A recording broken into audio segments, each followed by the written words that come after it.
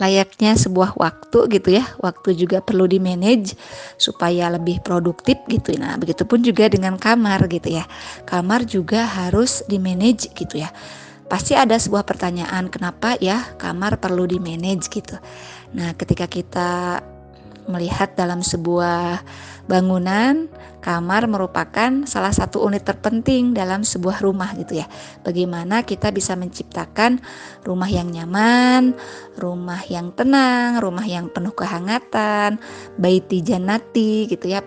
Apalagi nih adik-adik yang ataupun remaja, mahasiswa yang sedang mempersiapkan suatu hari nanti gitu ya, kelak akan membuat rumah. Nah, harus juga dipersiapkan bekal ilmunya gitu tentang bagaimana membuat rumah yang bisa mendatangkan ketenangan gitu ya. Terus kemudian bagaimana mengelola rumah itu, kemudian bagaimana memanajenya. Nah, hal terkecil yang sangat penting dalam sebuah rumah yang harus kita ketahui adalah memanage kamar gitu ya. Kenapa gitu kamar gitu ya? Karena kamar itu merupakan unit terkecil ataupun unit kecil terpenting dalam sebuah rumah yang memiliki fungsi sebagai tempat beristirahat gitu ya. Jadi untuk melepas lelah dari segala aktivitas sehari-hari, kemudian menciptakan kamar yang nyaman, kemudian sebagai tempat relaksasi. Nah, kalau kata ininya mah mungkin kamar itu adalah sebagai tempat persembunyian seseorang gitu ya. Jadi segala macam rahasia ada di kamar kita gitu. Jadi kamar itu juga menunjukkan karakter siapa diri kita gitu. Nah, oleh karena itu bagaimana kita bisa menciptakan kamar yang nyaman, kamar yang bisa memberikan sebuah ketenangan dalam diri kita gitu ya. Karena ketika kita beraktivitas nih, kita kan butuh tempat kembali gitu ya istilahnya. Nah, ketika kita pulang ke rumah dalam keadaan nyaman, rapi, tentu kita enak gitu ya melihatnya. Jadi kepenatan, kecapean yang telah kita lakukan, aktivitas yang padat, itu bisa diredam ketika kita sudah pulang ke rumah. Apalagi ketika tubuh kita merasa lelah dan membutuhkan istirahat. Ketika kita masuk ke kamar, kamarnya bersih, kemudian wangi. Nah, itu akan makin mengefektifkan proses istirahat kita. Jadi walaupun misalnya hanya sebentar, kita bisa mendapatkan tidur yang berkualitas karena ditunjang oleh kamar yang bersih, yang rapi gitu ya. Itu juga secara psikologisnya sangat berpengaruh gitu terhadap mental dan jiwa kita. Ada beberapa elemen gitu ya untuk menciptakan atmosfer kamar tidur yang nyaman gitu ya. Di antaranya apa aja kira-kira? Nah, yang pertama adalah pemilihan lantai. Nah, di sini pemilihan lantai, carilah lantai yang tidak terlalu banyak corak gitu ya. Kemudian bisa juga ditutup kalau misalnya sudah teteh sudah jadi misalnya kamarnya. Nah, bisa ditutup misalnya dengan karpet yang motifnya juga tidak terlalu rame gitu ya. Kemudian yang kedua juga pemilihan dari warna cat. Nah, pemilihan warna cat untuk kamar ini juga sangat berpengaruh gitu ya. Jadi ketika kita mau istirahat gitu ya, kan mata kita sudah capek, sudah lelah.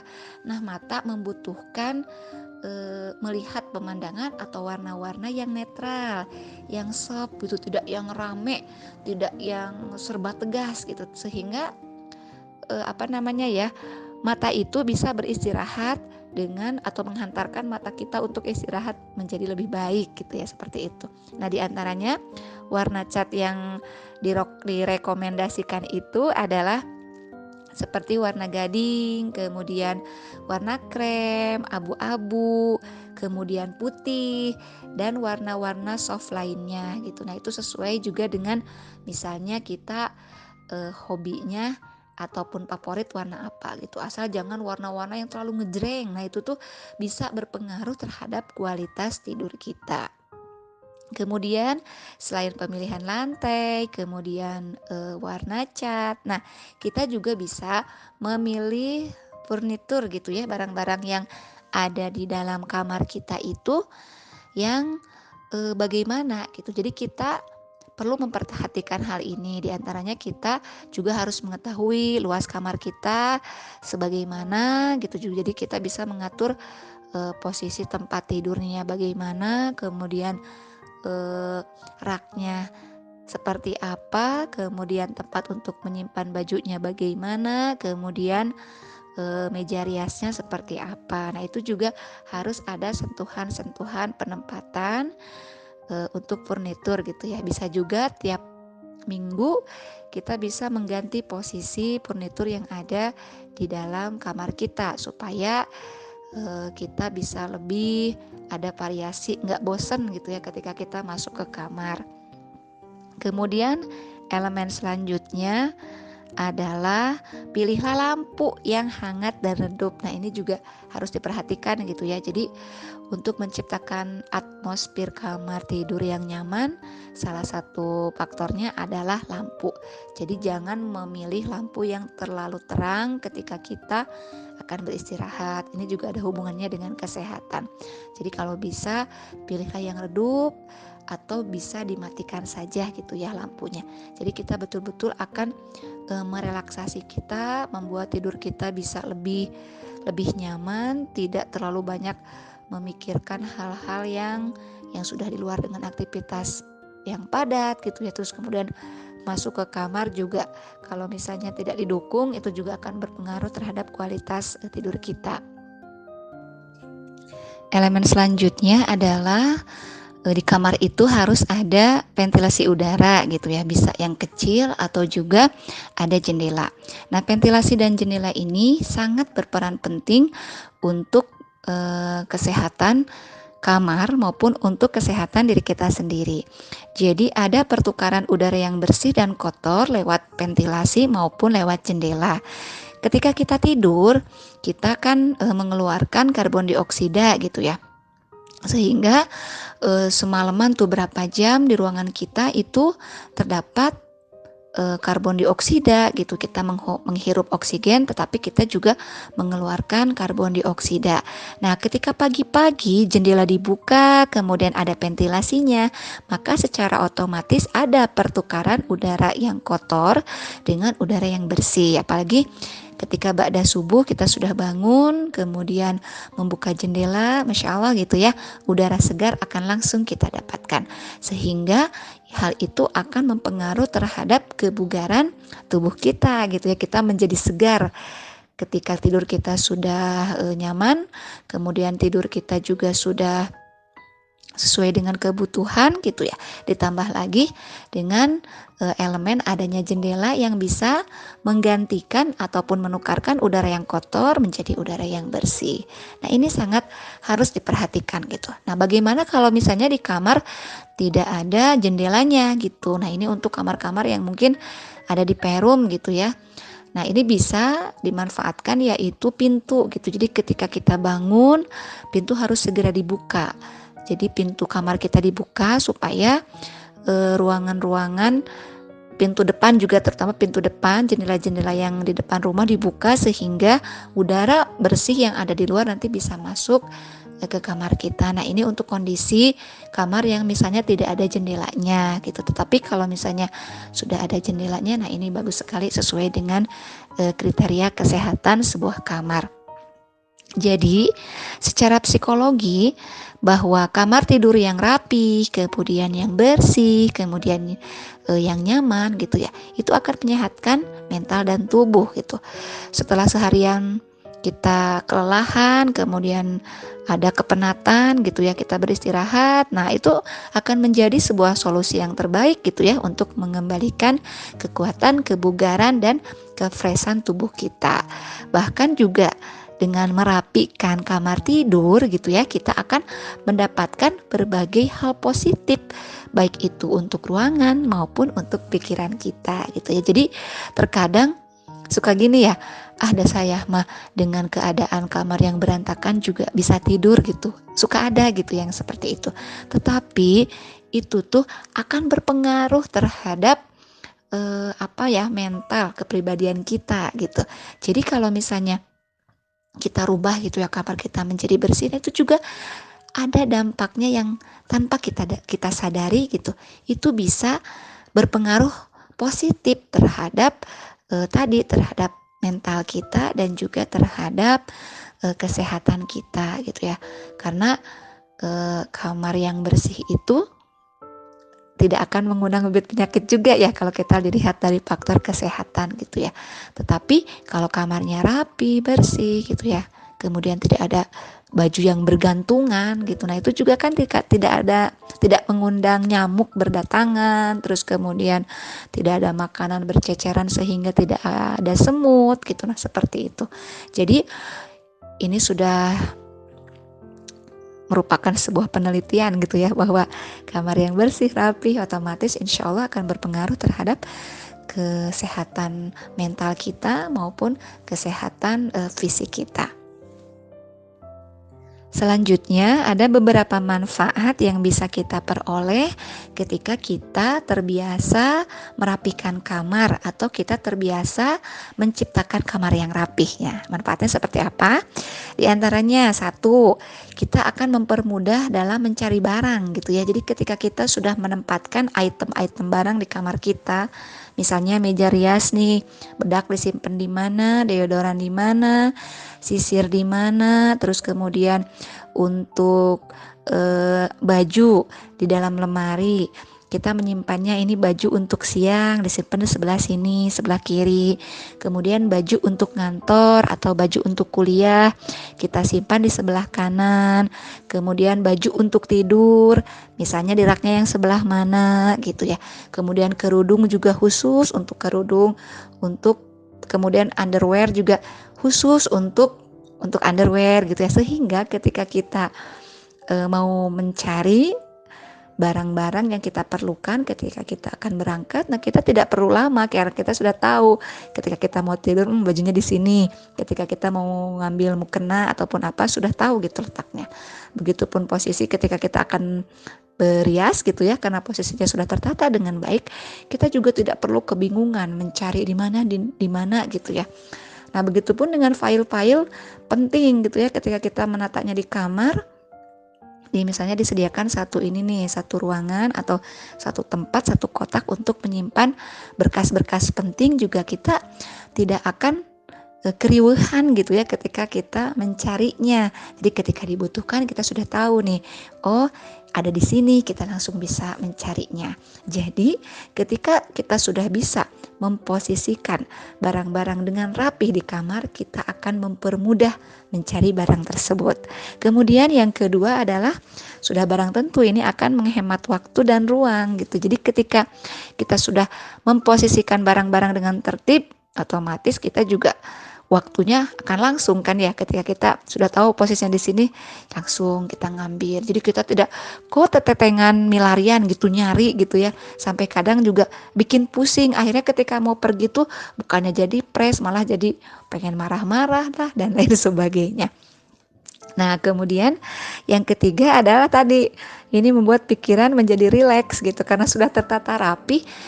Kita tidak perlu lagi ada pemacu adrenalin yang membuat kita menjadi tidak enak, menjadi marah, menjadi dan lain sebagainya, menjadi riut gitu ya, pusing karena kita mencari barang yang tidak ketemu-ketemu, padahal kita mau memakai hari itu gitu. Misalnya kita mau ngantor, mau kuliah, kita harus membawa papan nama atau harus membawa tip X atau harus membawa apalah gitu yang belum kita masukkan ke tas. Nah, kalau posisinya berantakan, otomatis kan kita akan mencari ke sana kemari, di mana ya ini nyimpennya, lupa lagi, sehingga mood kita yang tadinya pagi-pagi semangat pagi itu menjadi pusing, menjadi marah, menjadi kacau balau. Akhirnya pagi kita berubah, yang tadinya semangat menjadi uring-uringan. Nah, itu sangat berpengaruh gitu ya terhadap pikiran kita.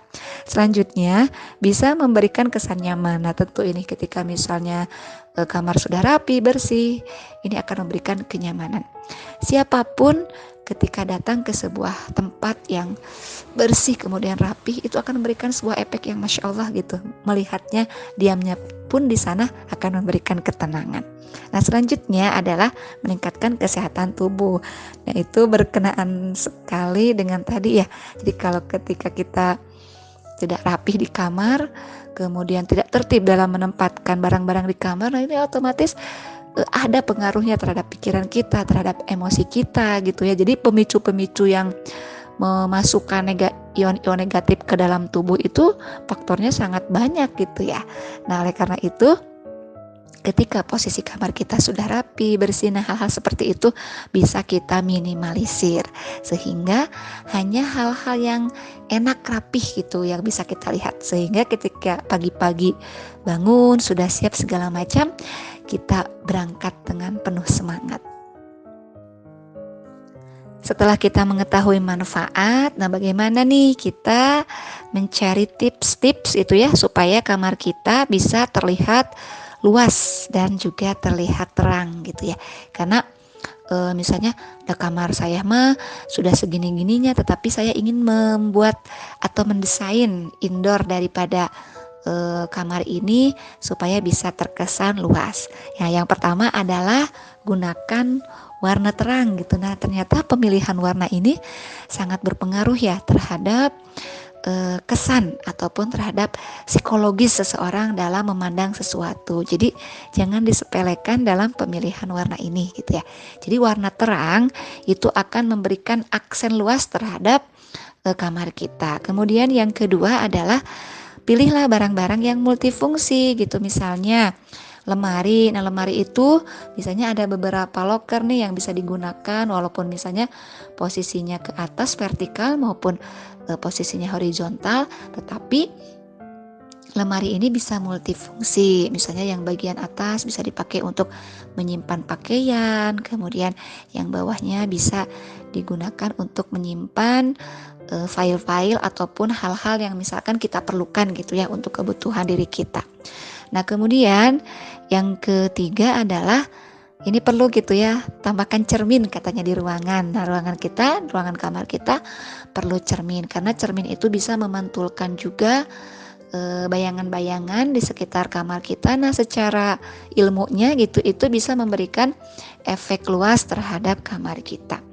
Kemudian selanjutnya manfaatkan jendela dan tirai berukuran besar. Nah, ini kalau misalnya memang kita akan membuat rumah gitu ya. Kalau misalnya sudah jadi mah berarti kita bagaimana nih lebih kepada mengkonsep bagian dalamnya. Tapi ketika kita akan membuat rumah, kemudian ukuran kamar kita adalah tidak terlalu besar, nah kita bisa bermain di ukuran jendelanya gitu. Jadi kalau ruangan kecil berarti jendelanya harus besar. Tetapi ketika kamarnya luas, nah ini jendelanya harus yang minimalis. Kemudian selanjutnya adalah gunakan karpet yang dengan motif yang tepat, atau bisa jadi jangan terlalu rame gitu ya motifnya.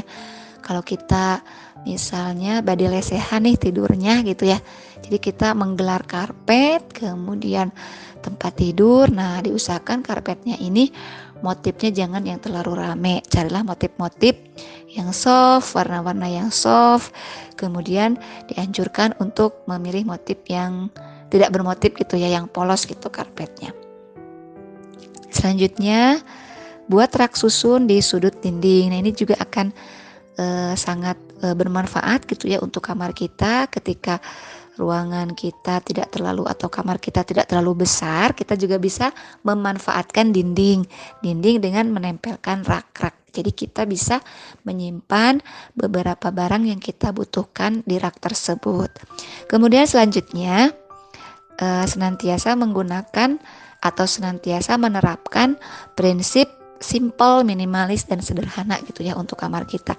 Jadi tidak perlu menyimpan barang-barang yang memang tidak perlu disimpan di kamar gitu semuanya. Terus kemudian rame gitu ya, terkesan rame kamar itu. Karena kalau untuk istirahat itu mata kita memang harus dikondisikan untuk melihat barang-barangnya juga yang tidak terlalu rame gitu. Jadi akan lebih mudah kita untuk istirahat. Kalau kita di kamar kita terlalu banyak rame atau misalnya terlalu banyak ornamen yang disimpan, nah mata kita juga jadi bisa terganggu gitu ketika akan istirahat.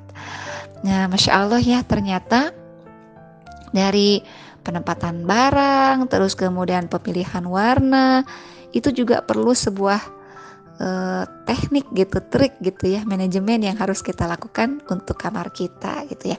Jadi jangan disepelekan gitu bahwa kita perlu memanage kamar kita dengan baik, karena tadi kamar kita adalah sebagai tempat istirahat, relaksasi yang akan mengembalikan kebugaran tubuh kita. Oleh karena itu ini penting sangat diperhatikan oleh kita semua, bagaimana kita bisa menciptakan kamar yang bersih, kemudian rapih, nyaman, sehingga kita juga bisa lebih menjaga kepada kesehatan tubuh kita, juga kesehatan mental kita.